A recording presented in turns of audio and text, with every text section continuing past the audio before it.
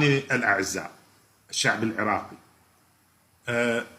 منذ فترة احنا نعمل بصمت من أجل هذا الموضوع، وحسب ما فهمتكم بالمراحل السابقة انه احنا ما عندنا علم بالقضايا القانونية، فاستشارينا محامي أمريكي مختص بالقانون الدولي وطرحنا عليه مشكلة خور عبد الله، وقال لنا بصريح العبارة إن ما دام هنالك قرار محكمة عليا في العراق بنقض هذه الاتفاقية، بإمكان مجموعة من الشعب العراقي أن يقدمون هذا الطلب بنفسهم مع الخارطة اللي اللي يطلبها العراق أن يودعها لدى الأمم المتحدة ومنظمة الآيمو اللي هي الأدميرالية البحرية العالمية، وبدون الرجوع إلى الحكومة العراقية.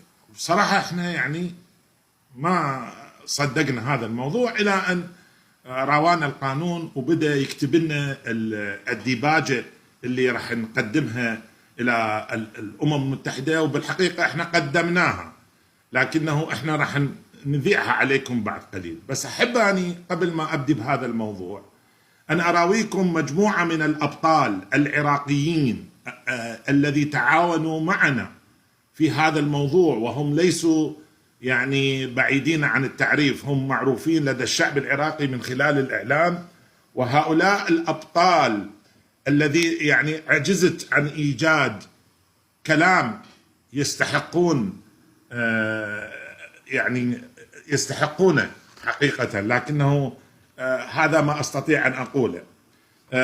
هؤلاء الأبطال هم بقيادة الأخ الدكتور المهندس اللواء جمال الحلبوسي، الذي تعاون معنا بإرسال كافة الخرائط والقانون الذي كنا نبحث عنه، الأمر الديواني اللي هو رقم 266 لسنة 2025.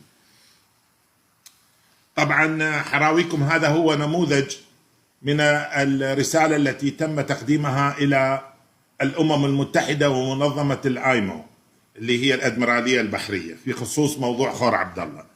كذلك هذا هو الأمر الديواني 266 الذي تم ترجمته إلى اللغة الإنجليزية حتى الأمم المتحدة تعلم به، تلاحظون.